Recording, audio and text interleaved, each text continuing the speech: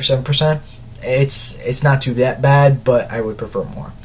These the little number symbols that you see next to all the abilities, if you were to click them right above in your graph, which you see just above us, you'll see that you'll get a little checkbox that'll show you the duration, and as you can see, this green line shows you the beginning and ending of the duration of when it started. And if you were to see like little gaps in it, you would see like when it when you had it, and then when it fell off is when you didn't see it anymore. So let's take a look at one thing that was completely filled and something that was partially filled, just, a few things weren't there. So Berserker Stance, a good example. You can see like it's kind of looks like a barcode, like if you're purchasing something. So you can see all these little variances, and you see that there's a big dip point that I had at towards the end of the fight, and that's common because you're switching between stances, but that's specifically to my class. This is something you can see good up times for like potions and pots and stuff like that. But if you're wanting to see if you align stuff properly, or like for casts and whatnot, if I want to align Inner Rage and Colossus Smash because they do more damage together, then I would want to take a look at that. So let's get rid of these by clicking the X's. That'll eliminate them, and you won't have that issue anymore. And you can go to the next tab right over, which is the buffs cast. And these buffs cast will show you all these things that you did and you casted yourself, and you can do the exact same thing you did before, which will show you the uptimes. As you can see, there's two forms of Colossus Smash. One that's the actual ability that costs rage, and the one I actually want to track, versus the one I got for free. Now, I want to track them both because I want to see when my freebies proc and when I did the actual procs myself. And then I want to take a look at another thing is I want to see my Inner Rage uptime to correlate it with. Again, this is just something as an example I'm showing you, and I'm going to show you exactly what is the correlation between them. So I'm going to click the two Colossus Smashes here, and you can see them right there. And then I'm actually going to click the Inner Rage and Volatile Outrage buff, which their uptimes were completely similar, and that's exactly how they should be because they rely on one another. But let's take a look at where they lie. So if you were to click these checkboxes, the lines would appear above, and they would go vertically from where you would see them on the bottom. And the more you check, the more they highlight, and what you're looking for is extremely light green highlights, which would mean that they were overlapped. So let's take a look at the Colossus Smash, the one that I actually did, not the proc, and the Inner Rage uptime. So there's a conclusive amount of few times I did 1, 2, 3, 4, 5, 6, 7, 8, 9 lineups that they were good. And that could have been from a number of things where I was switching targets or something like that. Again, the fact that they're lining up means that I'm using proper rotation for that, but it could have been better. Again, now we can highlight a little bit more. You can see, like, again, Volatile Outrage lasted quite a bit longer, and there's even more highlights. But let's remove the Inner Rage one. We can see, again, it's almost similar to the last one, and you can count them off, and that's where you can get your variances. And this is how you can line up good abilities. But let's be a little even more critical for other DPS that, don't see things too much. Let's go back to the buffs gain, and let's go see about potions, since most people are concerned about pots and when they use them or not, so they can take a look at it. So we would look for the potion that we're concerned about, which right here, that's it, Golem Strength Potion, which was up for about 5.2% of the time. Yeah, I think it had a 40-second uptime. Let's take a look and see where it actually lied on the table. Apparently there was a point that it was at the beginning of the fight, which it should be, that's a pre-pot, and then towards the the very end of the fight, which is the end pot, and that's exactly what you want to see.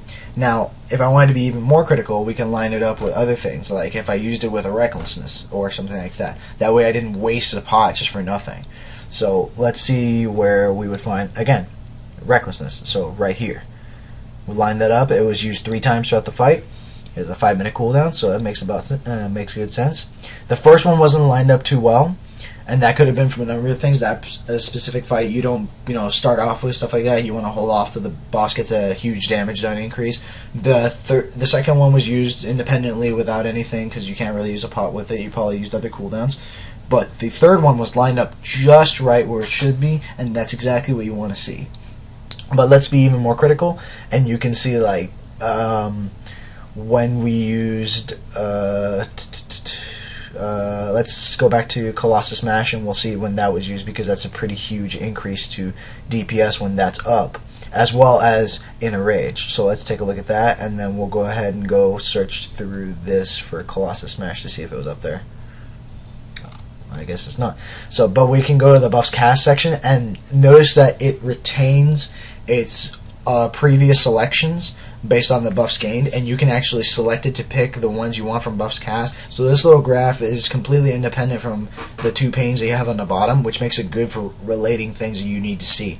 So we can check now the Colossus Smash, and let's highlight these things again, and we can see that towards the last one, which is the one we're concerned about, there was a really good lining up for Golem, Strength, and Recklessness. Inner Rage was a little late, but Colossus Smash was right on the money, and it needed to be there. If Inner Rage was a little closer, then it would have been perfect, and it would have had a lot better uptime and nicer resulting value for it.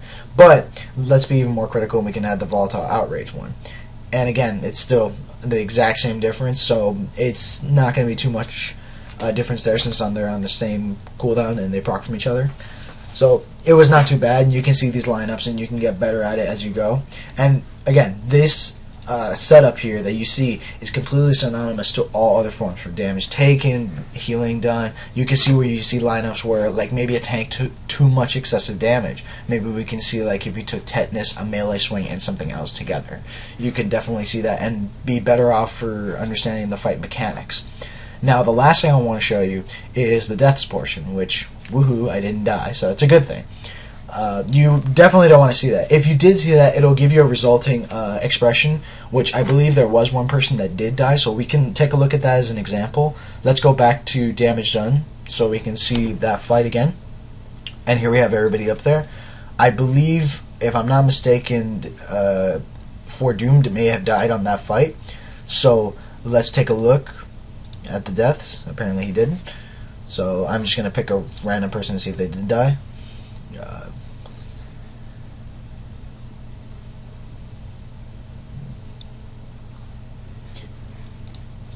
And here we have it. Carnage actually did die twice in the fight. And these are the expression edit times that they have for it, which is at 23rd hour, 48th minute, etc., etc.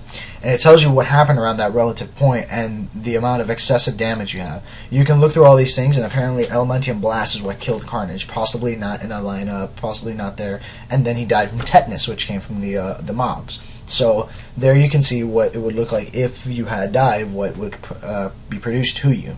So again, this little setup of damage done and healing done, you can look through all of it and see everything that you need to look at for this fight. And more impressively, you can see how your spells line up, what's your biggest output damage, and whether you're doing something way too much. If your parse is not where it should be, you can take a look through these damages and say, okay, maybe I was doing too much of something and where I should have been doing something else. That will come more into play when we talk about our compare bot feature, when we're comparing different parses to one another, and we can see things much better. So until next time, I'll see you again. Take it easy, guys.